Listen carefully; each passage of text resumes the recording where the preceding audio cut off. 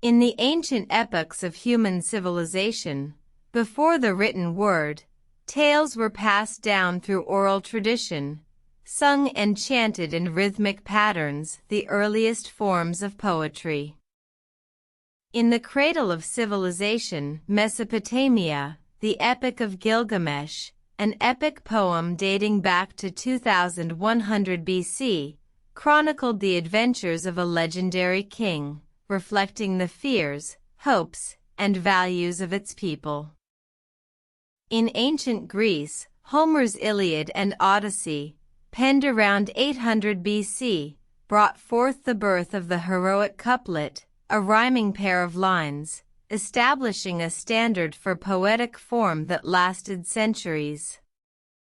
The epic verse continued to evolve, with Sappho's lyrical poems, enchanting the hearts of her listeners with their simplicity and emotional depth, while the Greek tragedians like Aeschylus, Sophocles, and Euripides crafted intricate verse plays that combined poetry and drama. Jumping forward to the Roman Empire, the works of Virgil, Ovid, and Horace showcased the richness and diversity of Latin poetry, with Virgil's Aeneid establishing the dactylic hexameter, a verse form that would become synonymous with epic poetry. In the Middle Ages, the Christian Church played a significant role in the preservation and evolution of poetry, as monks and nuns created the epic poetic forms of the times, such as the Anglo-Saxon alliterative verse and the ballad. As the Renaissance dawned, poetry became an expression of individualism and personal emotion. Petrarch's sonnets, with their 14-line structure, became the norm, while the works of Sir Thomas Wyatt and Edmund Spenser brought forth the sonnet sequence and the Spenserian stanza, respectively. The Elizabethan era brought forth the golden age of English poetry, with the works of William Shakespeare, George Herbert, and John Donne, who each contributed to the development of new forms, such as the heroic sonnet, the metaphysical poem, and the terza rima.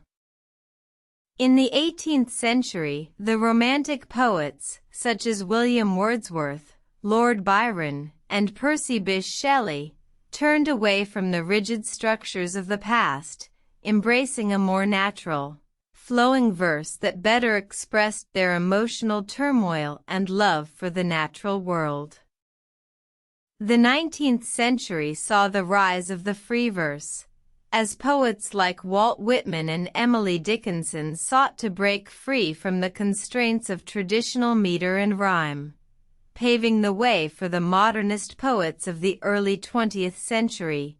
such as T.S. Eliot and Ezra Pound, who pushed the boundaries of poetry even further with their experimental forms and non-linear narratives.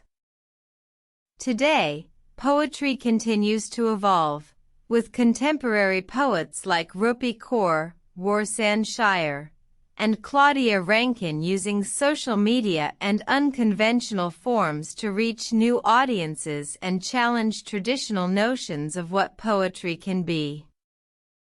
From the earliest oral traditions to the digital age, the evolution of poetry forms has been a rich and vibrant tapestry, reflecting the hopes, fears, and dreams of countless generations. As we continue to create and explore new ways of expressing ourselves, the future of poetry remains a vast, uncharted landscape, ripe for the imagination and innovation of poets yet to come.